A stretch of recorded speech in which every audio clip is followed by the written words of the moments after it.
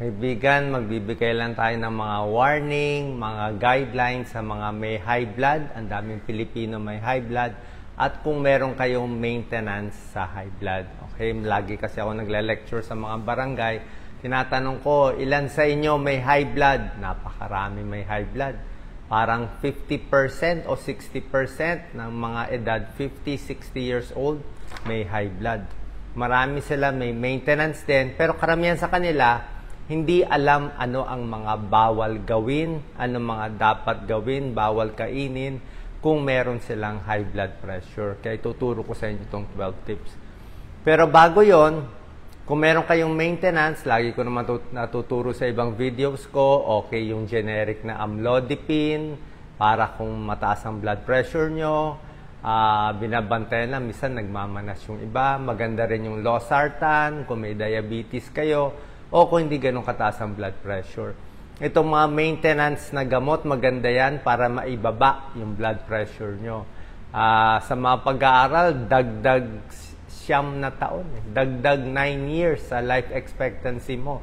So kung yung buhay nyo dapat up to 70 years old. Pag naka-maintain kayo sa high blood, aabot ng 79. Ganun. Dagdag kasi siya, nako-control yung blood pressure. Kaya ang gusto ko, yung mga nakikinig sa akin, mga followers ko, mas maganda wala pa sa 140/90 ang blood pressure nyo. Yun talaga pakiusap ko sa inyo, huwag nyo papalampasin sa 140/90. Kasi baka meron nakikinig sa atin, 160 blood pressure o 180 ang blood pressure o iba 200. Binabaliwala. Sa lahat ng bagay, ito hindi dapat baliwalain ang high blood. Yung diabetes, pag hinayaan mo, matagal pa yun pero delikado diabetes pag hinayaan mo. May komplikasyon din. Ang cholesterol, hayaan mo mataas, matagal pa yun bago magbara sa ugat.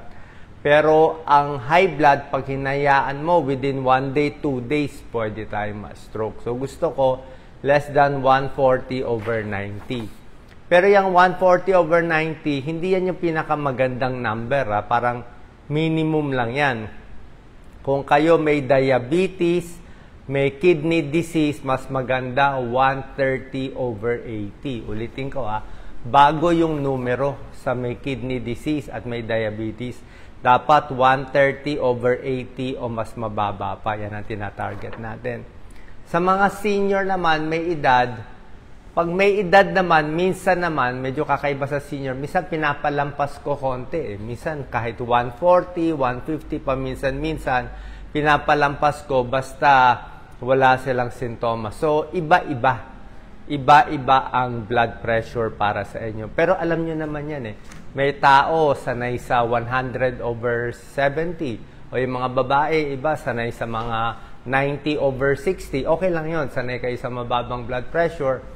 Kaya mararamdaman nyo kung minsan tumaas kayo. Maganda nga minsan na high blood kayo Umabot kayo kunwari minsan ng 140/90. Sasakit na ulo nyo.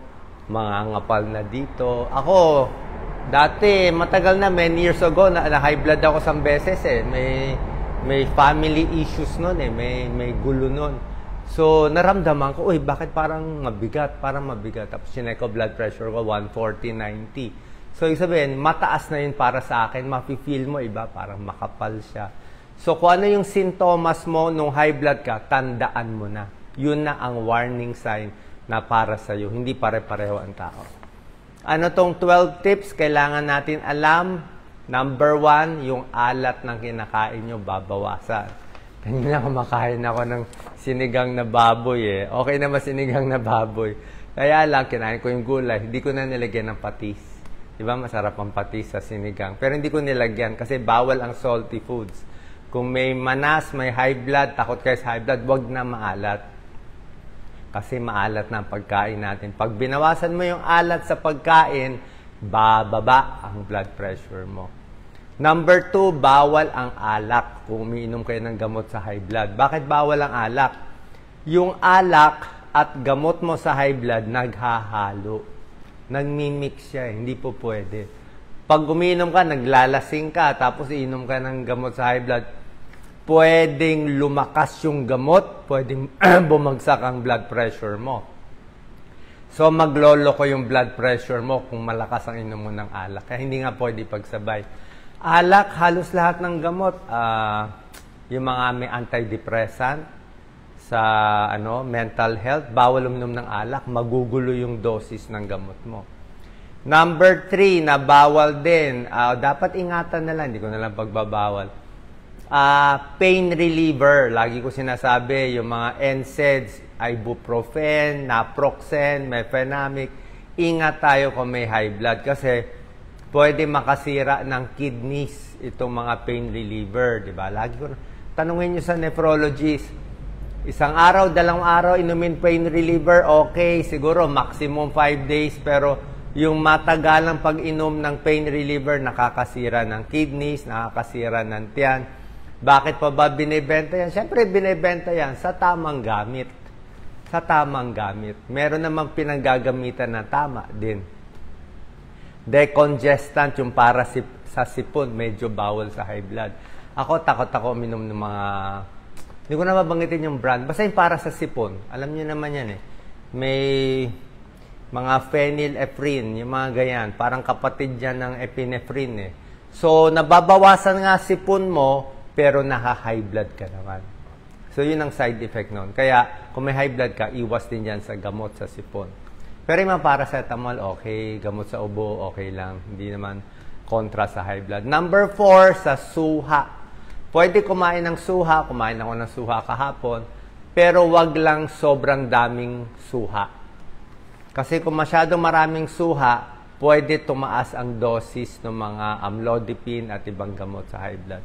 Suha and grapefruit kasi medyo may interaction. Number 5, ito bawal sa may uminom ng gamot sa high blood, buntis. Bawal mabuntis. Yung mga naka-losartan, lahat na may sartan, irbesartan, valsartan, bawal sa buntis. Pwede maging abnormal yung baby. Kaya kung bata pa kayo, 25 years old, may high blood, nabigyan kayo ng losartan, pwede, pero huwag kayong mabubuntis. Mas yung amlodipine, pag sa buntis, bawal din, pero hindi ganun kasama. Hindi ganun kasama. Siguro pag nalaman mo na buntis ka, naka-amlodipine ka, ditigil na lang, ililipat sa ibang gamot. Merong gamot na pangbuntis lang. Okay? Number 6, syempre, bawal na manigarilyo. Kasi pag naninigarilyo, edi tataas din yung blood pressure mo, kontra din sa gamot mo. Number 7, konting ingat sa pag-inom ng kape. 'Di ba? Kasi pag maraming kape, lalo na kung matapang yung kape mo, 'di ba? Nakaka-palpitate siya eh. 'Di ba?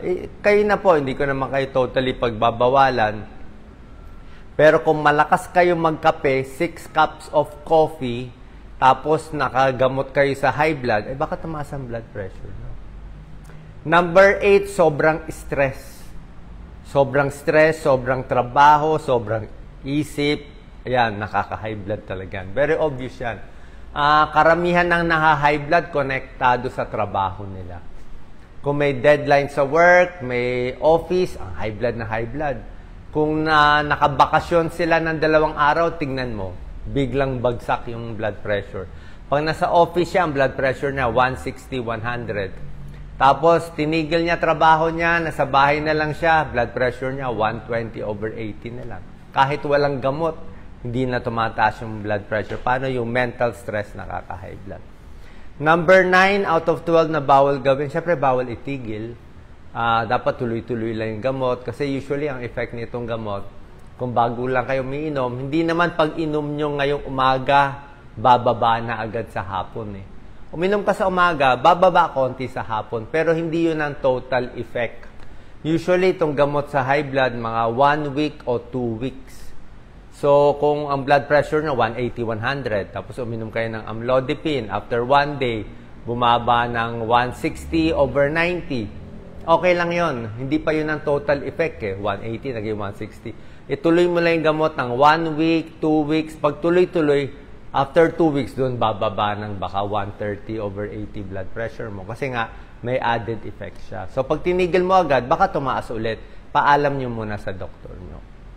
Pwede mo lang itigil kung na low blood ka at nahilo ka. Bihira lang mangyari yun. Na low blood, yung nag-90 lang ang blood pressure mo o nag-80 yung blood pressure, 80/50 sa gamot, medyo pwede mangyari, baka na-dehydrate ka, nagtatae, possible yun, na-dehydrate, bumagsak blood pressure. Pero otherwise, mas bihira yung nasobrahan sa gamot. Mas marami sa kababayan natin kulang sa gamot.